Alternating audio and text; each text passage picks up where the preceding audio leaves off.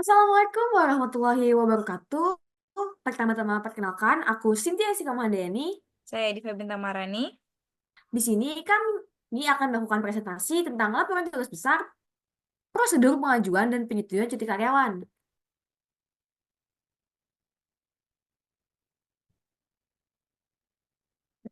Nah, pembahasan itu ada apa aja? Yang pertama, pendahuluan, algoritma, pembahasan serta rancangan program, serta yang terakhir, penutup.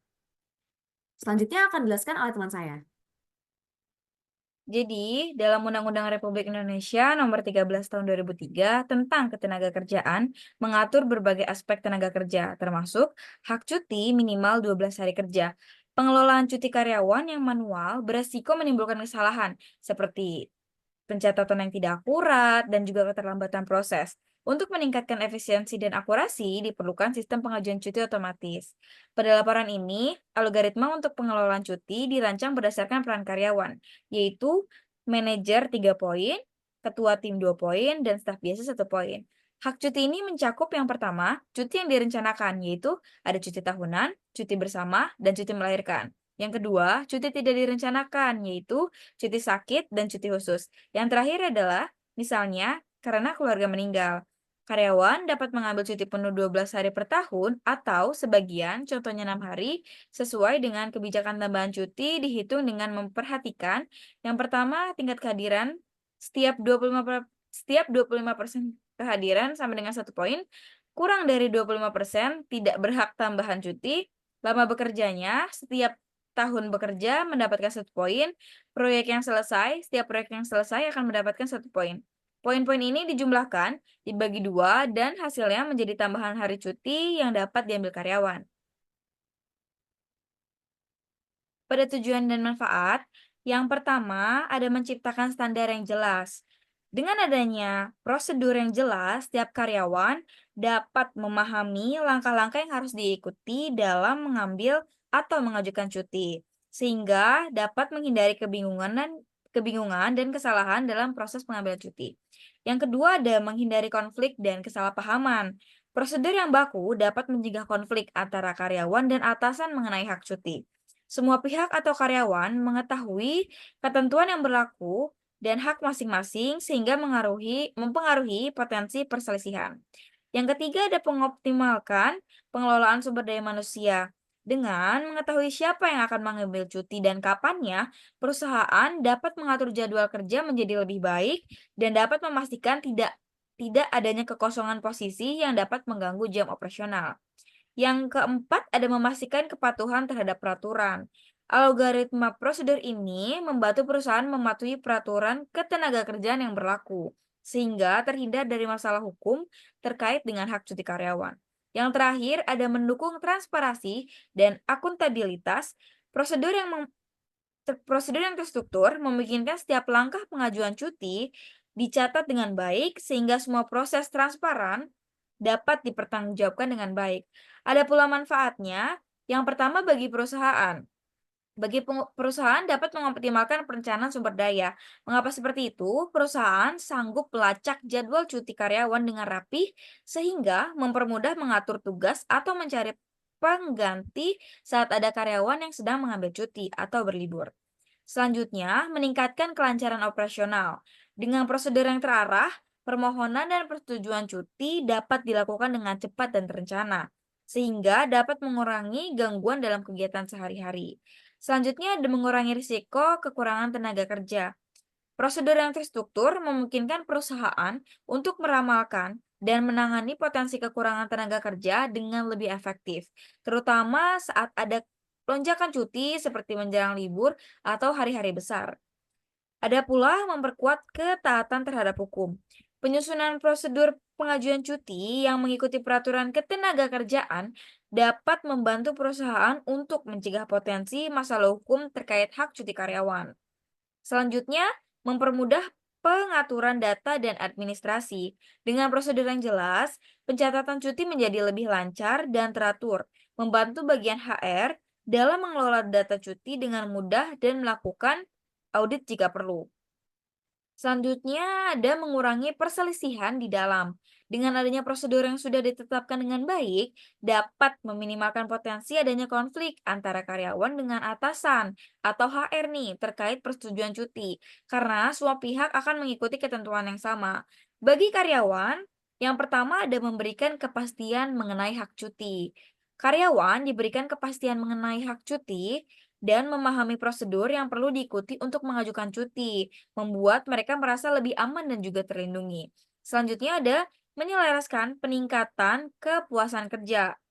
Dengan pengaturan cuti yang terperinci, karyawan dapat merencanakan waktu istirahat dengan baik, sehingga meningkatkan keseimbangan antara pekerja dan kehidupan pribadi. Selanjutnya ada memfasilitasi proses pengajuan cuti. Karyawan dilengkapi dengan panduan kompresif mengenai dokumen yang dibutuhkan, jadwal yang tepat, serta langkah-langkah yang harus dijalani sehingga memudahkan dan mempercepat proses pengajuan cuti. Selanjutnya ada menyokong keterbukaan. Prosedur yang transparan akan memberikan rasa keadilan kepada karyawan, di mana setiap pengajuan cuti akan diproses secara konsisten tanpa adanya diskriminasi atau perlakuan yang tidak adil. Selanjutnya ada mengurangi ketenaga kerjaan dan kelelahan. Ketegangan dan kelelahan. Prosedur cuti yang efektif, karyawan dapat merencanakan waktu istirahat dengan tenang, tanpa khawatir permohonan mereka ditolak tanpa alasan jelas, dan hal ini membantu mengurangi resiko kelelahan atau burnout. Yang terakhir ada memperbaiki hubungan komunikasi dengan pimpinan. Prosedur ini membantu menjernihkan jalur komunikasi antara karyawan dan atasan dalam mengajukan cuti, sehingga permohonan cuti dapat dibahas dengan lancar untuk disesuaikan dengan kebutuhan operasional. Selanjutnya,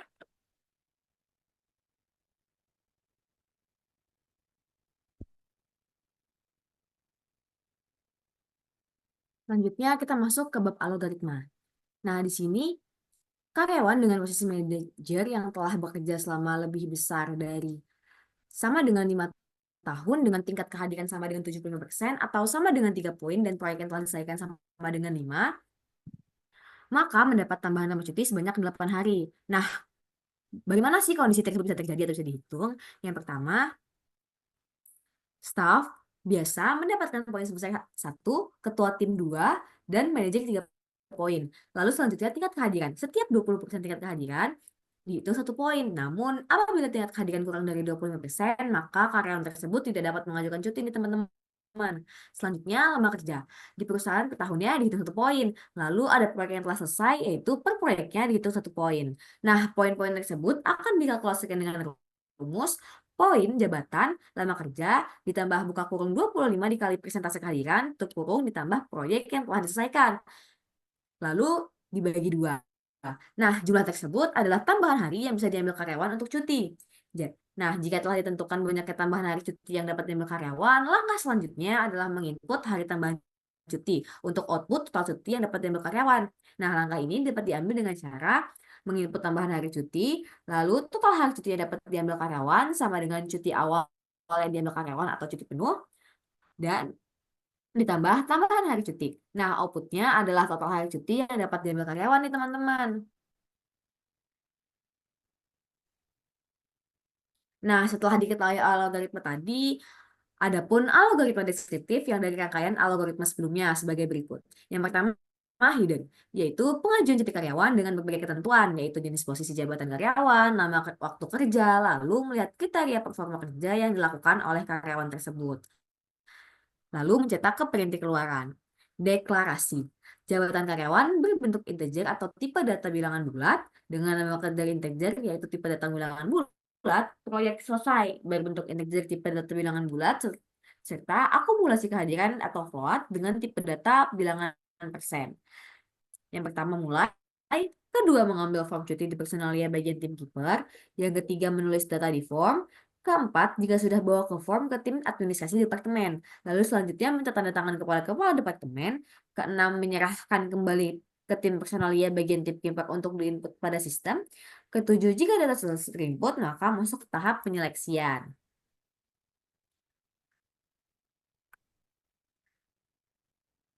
Nah, kedelapan, jika karyawan akan mengambil cuti penuh. Di sini kita mengambil kondisi di mana posisi staf sama dengan 1 poin telah bekerja selama lebih dari sama dengan 2 tahun dengan tingkat kehadiran sama dengan 100%. Proyek yang telah diselesaikan sama dengan 3, maka jatah tambahan cuti pegawai sama dengan 5 hari nih teman-teman. Lalu di sini ada kondisi di mana jika mengambil cuti setengah, yaitu posisi staf sama dengan 1 poin telah bekerja selama lebih dari sama dengan 3 tahun dengan tingkat kehadiran 100%, proyek yang telah diselesaikan sama dengan 4, maka jatah tambahan cuti pegawai sama dengan 6 hari. Nah, ini tuh bisa dihitung dengan poin jabatan ditambah lama kerja ditambah 25 dikali persentase kehadiran serta tambahan proyek yang telah diselesaikan dibagi 2. Nah, setelah mendapatkan tambahan hari cuti, tentukan total hari cuti yang dapat diambil oleh karyawan dengan cara tambahan jumlah cuti awal yang dapat diambil karyawan, entah itu cuti penuh atau cuti setengah, serta ditambah dengan hari cuti atau cuti awal, tambahan cuti. Nah, selanjutnya output total cuti yang didapat karyawan dan selesai. Lalu kita masuk ke flowchart. Nah, terus di sini ada flowchart, yaitu lalu input jenis cuti yang dapat diambil, posisi jabatan karyawan, lama waktu kerja, persentase kehadiran, serta banyaknya proyek yang telah diselesaikan.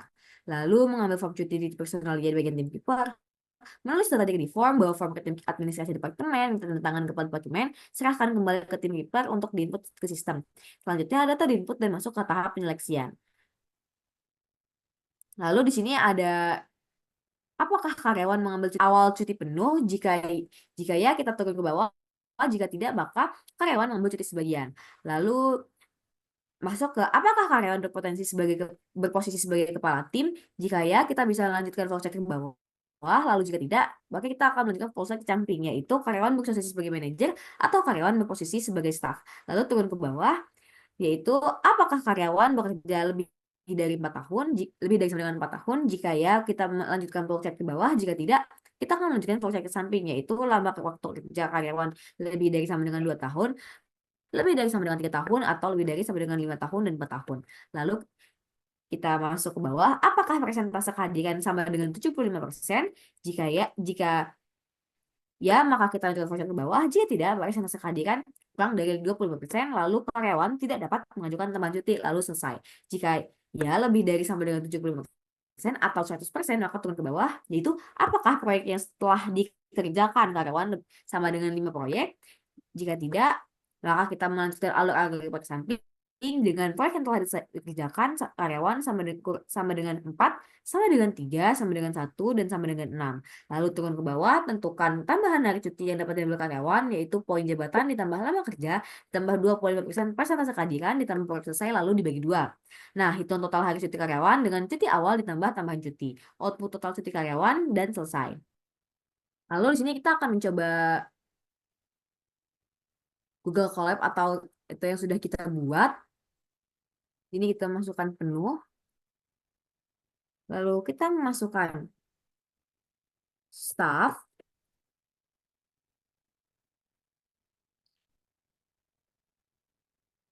Lalu lama kerja.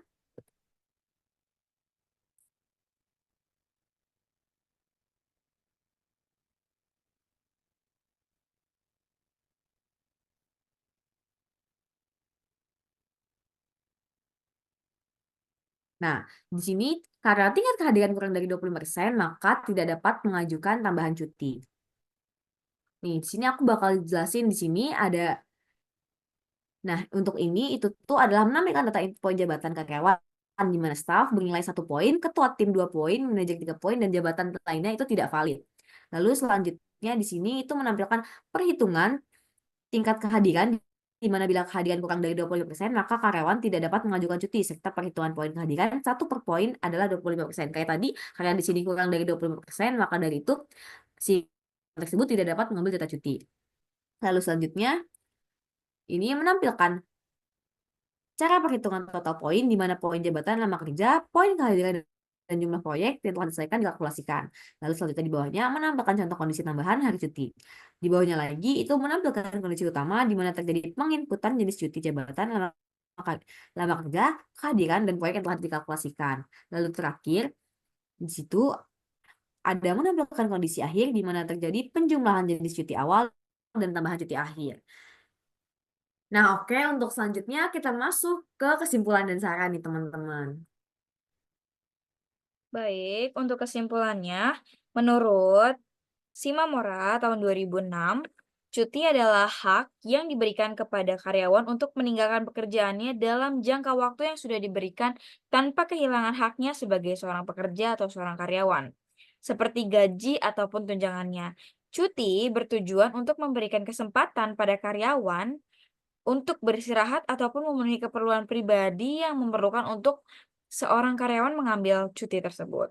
Cuti tahunan juga merupakan layanan kepegawaian terkait usulan tidak masuk kerja yang diizinkan dalam jangka waktu tertentu, atau bisa disebut beristirahat.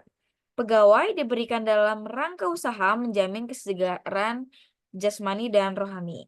Sebelum pembuatan kode program, penting untuk membuat suatu uraian algoritma dalam bentuk yang disesuaikan seperti algoritma deskriptif, flowchart, ataupun dalam bentuk lainnya.